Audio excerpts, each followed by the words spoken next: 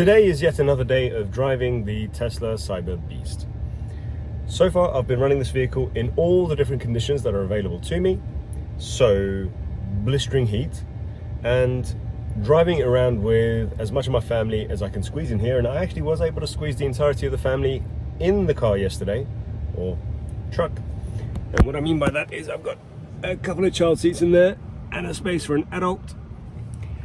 And generally there's nothing next to me, so that all of the different types of shopping that we might do as a family, by we I mean my wife, can be thrown sort of liberally around this region of the car.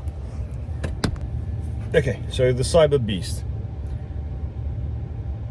If you've not been in an electric vehicle, for example an Ioniq 5 or any Polestar 2, a really good car by the way, or any of the other Teslas, like for example the Model 3, Model Y, these are the regular ones, like maybe the rear-wheel drive versions of all of these vehicles with a single motor, don't just jump into the Cyberbeast. The reason why I say that is because electric vehicles actually come in all different shapes and sizes, but generally you can have the single motor versions, which are for the most part going to have the longest ranges because there's only one electric motor, similar sort of battery pack size in the vehicle, and it uses the battery pack to drive that one motor to puttle you along to wherever you need to go, which is great.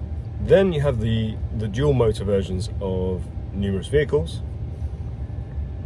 So this could be the dual motor versions of the Polestars, or the Hyundais or Kias or Teslas, etc., or Rivian, also good cars by the way, or trucks. Then there are vehicles such as this, or the Rivian R1T or the R1S, where it could come with more than two motors. So this one is a tri-motor 3. They call it the Cyberbeast, which is quite aptly named because it has a laser etched sort of emblem on the back of a three-headed dog, Cerberus, which I find it quite funny and quite cool. And this is what it looks like. So this thing has 3 motors. The Rivian R1T, you can buy it with 4 motors. So if you've not been in an electric vehicle before, don't just jump to this one and think all of them are going to behave having the same dynamics as this thing. And it is a beast. It's an absolute beast. What I mean by that is, I'm not entirely sure the figures quoted online, where I think it shows this to be capable of doing 0 to 60 in 2.6 seconds, is being honest, because I truly think in the right conditions with the right wheels and tires, this thing probably will be able to sort of put the power down more effectively than it can do right now. And I should mention this thing is 4-wheel drive, so 2 of the motors in the back drive individual wheels in the back, and there's a single motor at the front driving both the wheels at the front. So it is putting power down using all 4 wheels, but it cannot effectively do so because of the amount of power it has. So at any speed below 70 miles an hour, if you floor it, it loses traction, which is quite interesting, because there was a time where, way back in the day, where the E-classes, the Mercedes E-class, the AMG models, way back when they came with rear-wheel drive, it was possible to actually lose the traction and obviously the control of the back end, anything sort of up to 80 miles an hour. So you can kind of floor it and the back tires would light up. This thing will light up all 4 tires, and it has massive wheels, massive, huge all-terrain tires, and it lurches forward at a speed that is quite uncomfortable. For example, if you've ever been in a roller coaster where they kind of tell you how to sit, you kind of sit, and they'll tell you to sort of tilt your head back, and so it's touching the headrest, and it will shoot you forwards. It will lurch you forwards at a great speed. One such roller coaster is Rock and Roller Coaster in Walt Disney World Hollywood Studios, where it will do 0 to 52 miles an hour in around 2 seconds.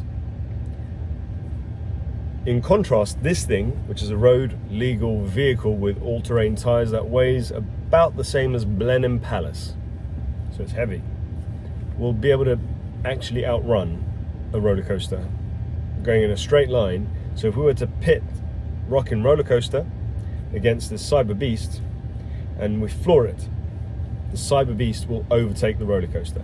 That is how violent this thing accelerates. So if you've got it in beast mode and you floor it, it's going to shoot forwards in such a way where it is surprising every single time. And I've been driving this for a little while now, many hundreds of miles, and I still surprise myself. In fact, I still remember viscerally the very first time I kind of got onto a straight on a road where I'm going to join a motorway or highway.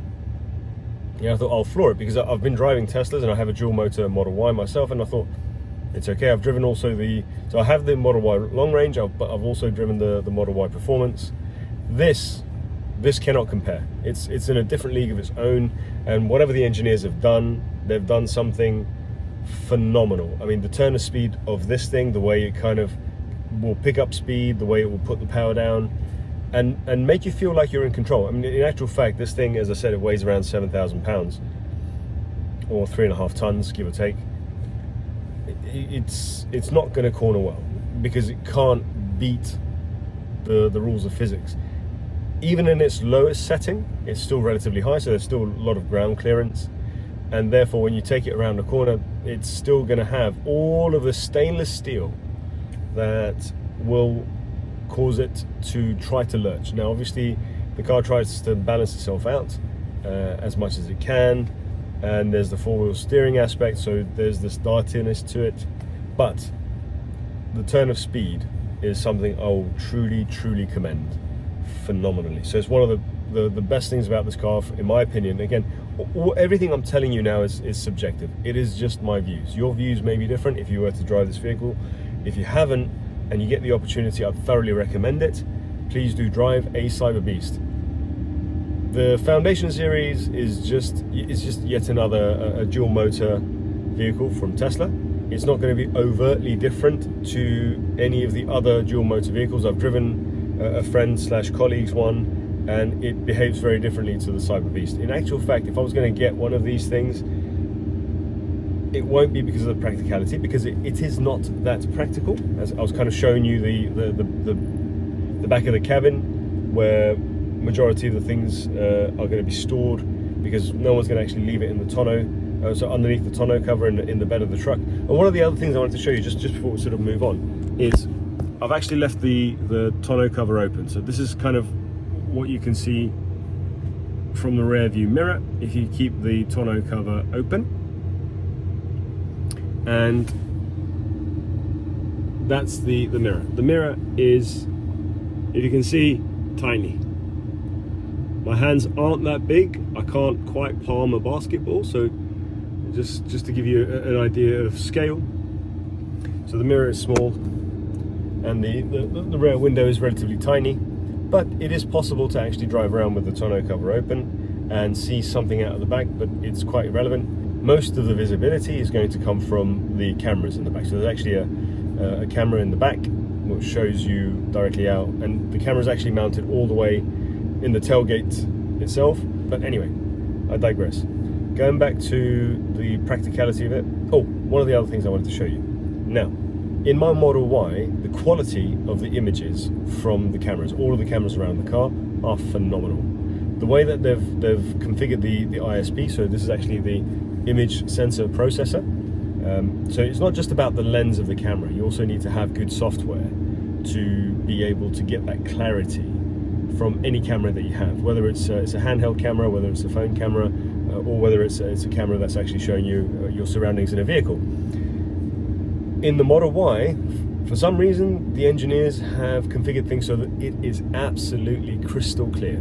It's crystal clear. But in this Cybertruck, for some reason, it isn't as clear as it is in the Model Y, which is kind of weird. And what I mean by that is, if I show you this, so I've kind of put up the camera. So you've got a front camera, which is again a first. I mean, what I mean by a first is there are front-facing cameras on all Teslas. It's actually in this cluster here, so it's like a sensor, and it does kind of see the look out the front of the vehicle, but you can't project it onto the screen like this when you're driving around. So there's actually a secondary camera now that it's mounted on the bumper.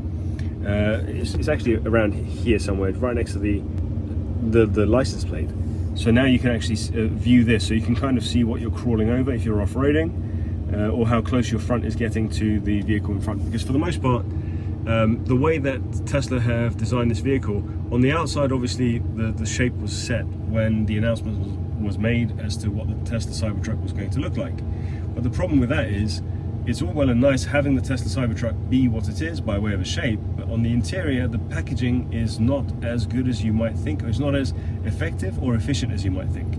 So I would say that looking at this, the Cybertruck is split into, well, the cabin itself is split into 3 parts, so it's 33% each. 33% is the back seats, so you've got this bit, where you've got some leg room in front of the child seat there, so you can give yourself an idea as to scale. That's actually a relatively large child seat. We've got a rearward facing child seat here, and we've got a space here without anything obstructing your views. So that's 33% of the cabin.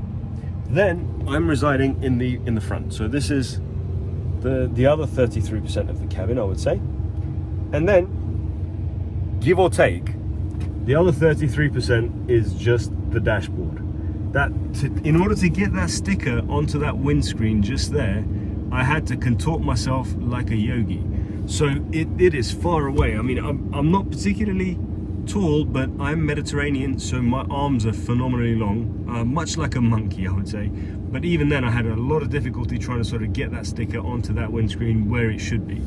So packaging is an issue. So this is not, I would say, proportional. So it's much smaller on the inside than you'd think when you're looking at it from the outside. So as you come in, where you need to reside as yourself, your friends, your family, whomever, or your passengers, the space is much smaller than you'd think looking at the outside of this vehicle. It's intimidating on the outside. I commend Tesla for building this vehicle, because it's different, it's bold, it is creative, it's innovative. There's a lot of R&D obviously that's gone into it, because obviously it's got this exoskeleton that is stainless steel, which is phenomenally difficult to shape because of the properties of stainless steel itself. So again, they've done a wonderful job. It isn't as angular as you think. So as you kind of look on the outside from far away, you think, oh, this is all kind of straight lines and right angles. It's going to be very geometric. It isn't. There are a lot of curves around this vehicle, and they've actually tried to design little nuances so that you can appreciate the shape a little bit more. Having said that, and Mr. von Holtzhausen is the head designer, and I know he knows what he's doing, and I do appreciate him. He doesn't know who I am, but I do appreciate the designs that he's created over time. And I think the pinnacle of the design for Tesla, from a design language perspective, from a proportionality perspective, and again, this is subjective, this is my view, I think the Tesla Model Y, the previous version, not the current version, I haven't had a chance to look at the current version in any detail. It is very similar to the previous version, but that first iteration of the Model Y, I think, is the most proportional vehicle on the road, bar none. This one, obviously, von Holtzhausen and his team had to work with the packaging, whatever that packaging might be, and obviously there's going to be an element of engineering space required to put all the different gubbins that need to make sure this vehicle is on the road, roadworthy, and has a modicum of reliability. That being said, I would say what this car is, and it gets kind of lost in amongst the motoring journalists. This is a concept vehicle available for the masses to purchase. Now, no other manufacturer, to my knowledge, has done this in the past, where they've actually made available for purchase, with an element of reliability, a car or a vehicle or a truck that is effectively a concept. Because this is a concept car. It looks like something that wouldn't be out of place. If I brought you this and put it in front of you and said to you, and you'd never seen this before, you'd not heard of Tesla before, you don't know what Tesla is, who it's run by, what type of people are working there. If I told you this is the new NASA moon buggy, you would believe me. because it looks like it. It genuinely looks like something that is effectively should be from out of this world. So it's innovative. Hat off to the designers, hat off to them for keeping to the design parameters that were essentially hardened when this was showcased way back when into 2019. And they've done an awesome job making sure the packaging somehow works. And it's innovative, and it's new, and it's blah, blah, blah, blah. This is not a practical vehicle. The Model Y has more practicality in its cabin than the Cybertruck. The Cybertruck itself, and I'm talking about the prowess, the performance of the Cyberbeast itself, but the Cybertruck itself is not a family-friendly vehicle. This would be a brilliant work truck. Brilliant work truck. What I mean by that is, for the size and scale, it works quite well to sort of get 3 adults in the back, 2 adults in the front, go to a work site, you've got your gubbins in the back on the bed, and you go and do your welding, do your pressure washing, do whatever. This is actually a relatively decent vehicle to do short hops, work on site, working as a generator on site for you, because it's got the 240 volt outlet in the back, and it's actually got 3 outlets in the back. Top 2 are 110, and bottom one is a 240 volt outlet. And essentially the way it kind of works is, this thing is going to be a good work truck under those circumstances. Go on site, run your equipment that are electric powered, operated, and then come back. Where practicality inside inside the cabin isn't much of a problem. But for a family like mine, where I have some kids, a spouse, and we need the space, because kids come with a lot of paraphernalia that you kind of have scattered around the cabin, and there needs to be cubbies, and there is a decent cubby here, like this. That's actually pretty big. I just sort of lift that up. There you go. It's quite big, but it isn't as practical as it should be. I mean, there is a lot of dead space. For example, here you can kind of slide through. There's no gap, so if you can kind of skip through this, but this is actually dead space. There's nothing here. I mean, I'm sure there's going to be some sort of accessory that should be built by Tesla fanboys and girls to create an opportunity for themselves in a niche market where this space could be used for a lot of different things, but at the moment it's just sort of dead space. So it's not that practical for a family on the inside. It's quite big on the outside, so you don't necessarily want that under normal circumstances, because maneuverability would be an issue, but luckily it's got the squircle. I'll show you that one. So this thing, lock to lock, is 180 degrees, 170, 180 degrees. In fact, I think the book says 170 degrees, and I'll believe them, because lock from all the way to the right to all the way to the left is just not even like a full turn of the steering wheel. It's just 170 degrees or thereabouts. So therefore, maneuverability isn't going to be an issue. In fact, it's been an absolute pleasure to drive this thing, and I've driven traditional pickup trucks. It's an absolute pleasure to drive this thing in a car park, because you can kind of maneuver very quickly, because obviously it's got the front steering, but it's got rear steering as well, and it's very pronounced when you do the steering. So if you go from lock to lock, you can actually see from the wing mirrors what the rear wheels are doing, and you can kind of see them go click click, which is kind of cool. And if you're into that sort of thing, if you're into engineering, this thing is out of this world. As I said, it's a concept car for the road. It's available for the masses to purchase. Let's get to the purchase price of this thing. I want to sort of point out this thing. So you've got this white accent, white accent, white accent. That goes around. That is it. That is the entirety of the white accent. So it just goes from one door to the other door, and it kind of covers the dashboard a little bit. That is a $2,000 option. I would say if you're buying this thing, skip it. Don't bother going for the white accent. The other aspect I would say that this car has an option is the wheels. So it's got the massive wheels with the caps, and those hubcaps, by the way, I'll put up a video on how to install those hubcaps, because when I picked this thing up, it had 140 miles, so therefore none of this was actually fitted, and so I fitted them myself.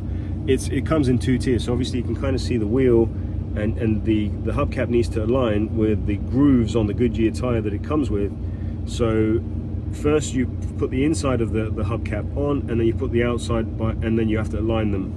But when you actually change your tires, so when the time comes, and the time will come quickly because this thing has ridiculous performance, where you need to replace your tires, you'd need to take off both, so the cap that goes onto the hub, the wheel itself, and then the upper cap together, so that you can align them once again.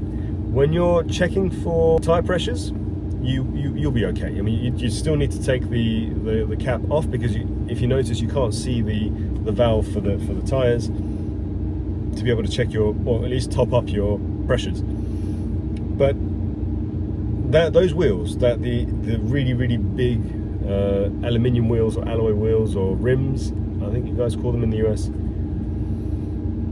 $3,500 option, I think. I'll check on the window sticker. Actually, let's check it together. Let's get the window sticker. Cyberbeast. Come here, window sticker. Okay. Yes. 20-inch Cyber wheels with 35-inch tires, $3,500. So we've got the white accent, $2,000. We've got the $3,500 option for the wheels, so that is $5,500 worth of options on top of what would be the base Cyberbeast. The base Cyberbeast would still come with the massive infotainment screen, and this is what the actual glove compartment looks like. It is a drawer, so it's not that big, I would say, but it's somewhat usable. It's interesting to have a drawer in a vehicle, but yeah, it's there. Let's put all this paraphernalia back. Just going to show you the window sticker of this vehicle and how much it costs. It's $107,000, $107,485 plus tax, and it's expensive. But if we thought, okay, well, I can kind of take off the $5,500 worth of options that this car came with to get the smaller wheels and tires. By the way, smaller wheels and tires will give you more range. The car will be a little bit lighter, perhaps it'll be faster in its acceleration, but it doesn't matter because this thing is fast enough. So instead of it being $107,500 or thereabouts, give or take a few pennies, it could be $102,000 plus tax. Is it worth it? I think so. The reason why. Now, would I buy it is a different thing, different question to answer. Is it worth it? Yes. It's worth it because the research and development of this thing, from an engineering standpoint, from a software standpoint, from everything. I mean, they haven't, for love nor money, they haven't used a lot of the different technologies that are available to Tesla, and Tesla are actually head and shoulders above all other electrical car manufacturers at this point in time, and they have been over the past few years. But even so, they've decided to really push the boat out to make sure that they effectively have created a lot of new technologies for this vehicle, like the Squircle itself. I mean, the shape of the steering wheel aside, because that's quite interesting, but the fact that it is a drive-by-wire system, so there is no actual physical connection between the steering wheel and the wheels, the front wheels anyway, and essentially it's based on a 48-volt architecture. So those two things alone are phenomenally big to try to sort of overcome in order to get this car to market as a mass production vehicle. So they've got a digital system that drives the steering of the vehicle, and it's on a 48-volt architecture for the vehicle. Normally cars come with a 12-volt voltage architecture, and this one comes with 48 volts because it needed that to be able to drive the two motors that actually operate the steering mechanism for you. The other aspect I would say is it's important to understand about the costing of this vehicle and the research and development and time and effort. So we've already said the 48-volt architecture, which is very different to all other cars, and therefore it's going to be very expensive to try to get made and reliable, etc. We'll talk about the reliability aspect a little bit further down, maybe in a different video. But so you've got the 48-volt architecture. We've got the complete stainless steel outer casing of this vehicle that is structural. So that those two things. So you'd have to also shape stainless steel, which is difficult to do.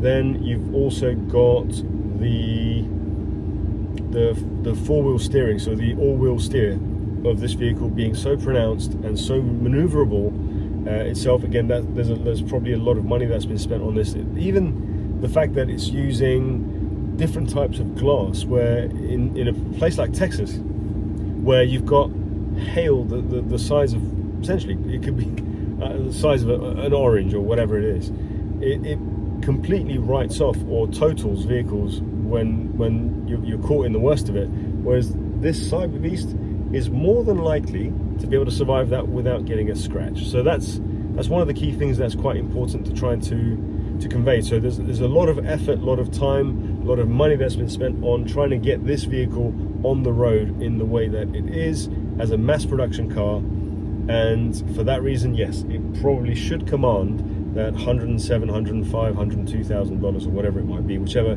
configuration you choose to go for. It's still expensive, and is it worth it to buy one if you need a family car? I think as a family car it fails because it's just not big enough in the cabin. It needs to be bigger, it needs to be more convenient, it needs to be better thought out.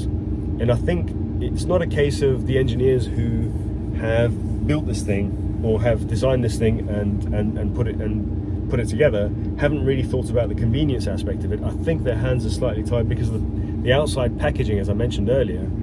It is what it is. So therefore you kind of have to think, well, they had to do something, and it can still fit 5 people, and interestingly you can put 3 child seats across the back, but not much else. So the bed, yes, obviously there's a relatively sizable bed. It's not the biggest bed that you can get in a pickup truck, but there is a bed in the back, which is all well and good, and you can put your strollers and everything else that kind of comes with having kids and wanting to move things around and have the convenience of having that space under the tonneau cover where it's protected from the elements. Yes, it's possible to do that, but they'll kind of slosh around quite a bit as you're driving, especially with the Cyberbeast, because you're doing 0 to 60 in 2.6 seconds.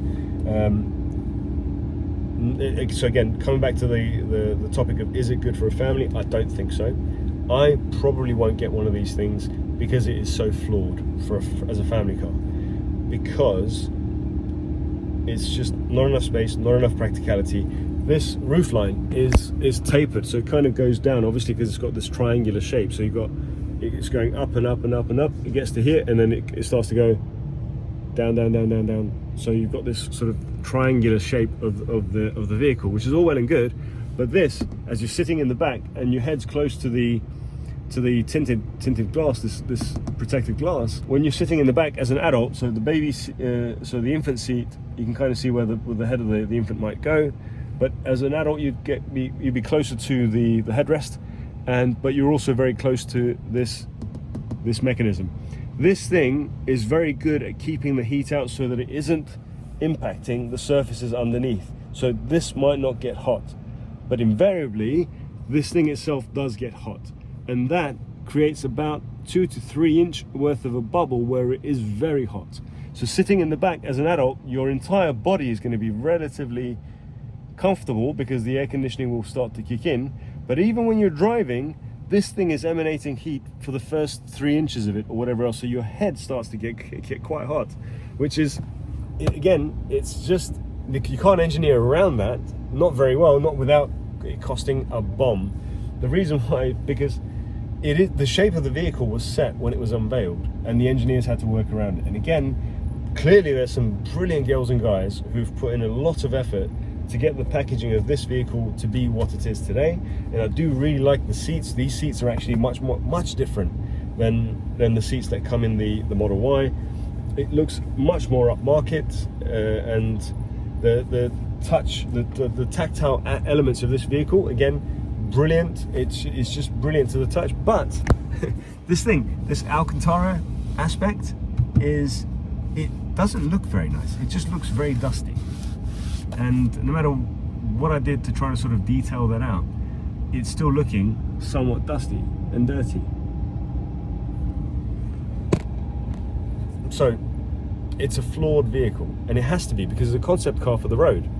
And that's why I commend Tesla for building this thing. I wouldn't buy it. I mean, we do need a bigger car for the practicality. And I think if Tesla had, and I believe they'll do this for the second one, or the second iteration of whatever the truck, the Cybertruck will be, I think it'll be more of a traditional shape.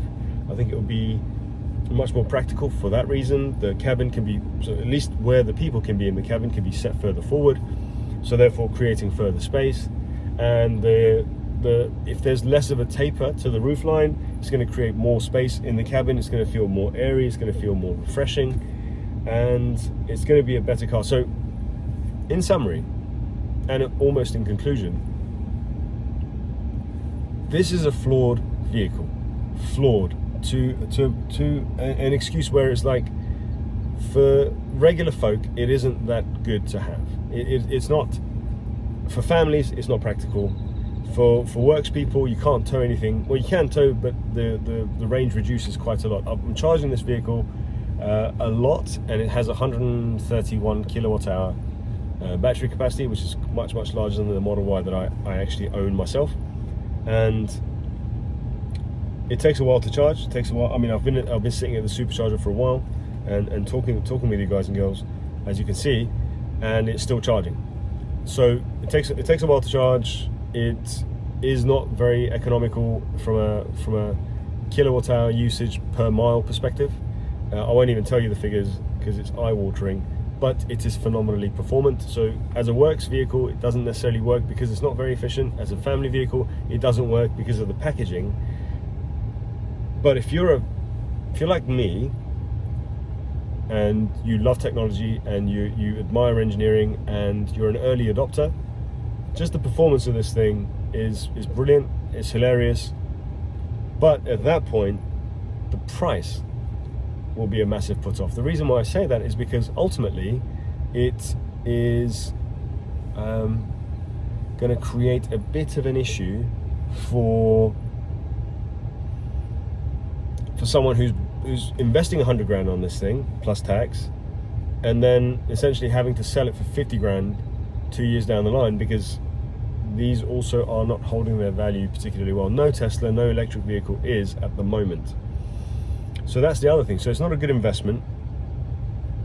It's not good for a family. It's not good for works people under normal circumstances. It's phenomenally flawed. So is it a failure? Well, maybe financially it will be. I can't say for sure. No one can tell the future for 100%, but these are not selling very well. However, it looks like it will be a financial loss for Tesla to build this thing and sell this thing. Having said that, as a first attempt at a truck, with all of the different technologies that they've shoehorned into this thing, which with the steering, whether it's drive-by-wire, whether it's four-wheel steering, or the fact that it's shaped from stainless steel, all of these things, all of these new innovative things that they've shoehorned into this thing, which will make I say will, it may, and most likely, in my opinion, will make a financial loss, will trickle down onto whatever the next vehicle will be, where it will be much more of a traditional shape.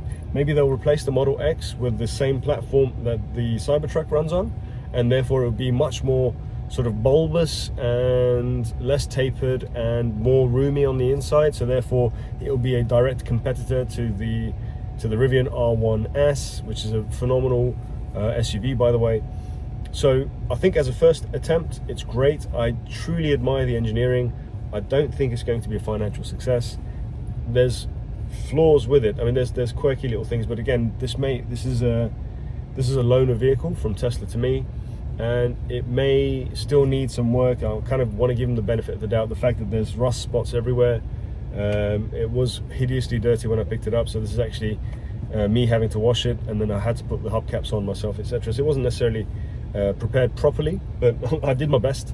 I'll show you kind of some pictures of the outside of the vehicle with the hubcaps fitted, courtesy of me. And I just don't think this is $107,000 plus tax. So let's say 115K.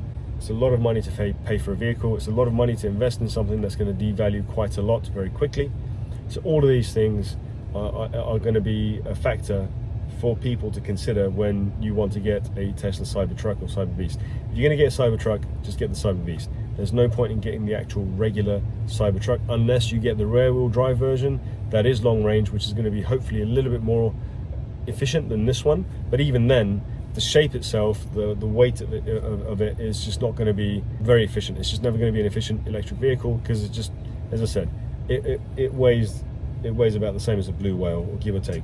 So in summary, I love the acceleration.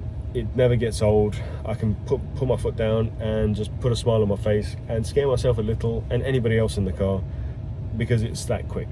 Having said that, I probably wouldn't invest in a Cybertruck, or even if it's the Cyberbeast, because as a car person, I probably would rather go for the Model S Plaid, because it's essentially got the same setup and it will drive as quickly, if not quicker, and it will handle the bends a little bit better.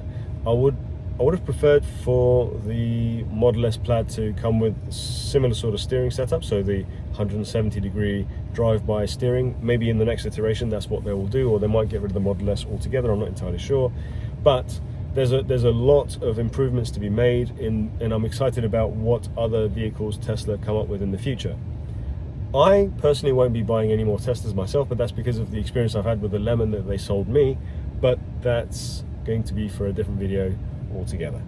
On that note, I shall bid you guys and girls farewell, and I'll catch you in the next one. Take care.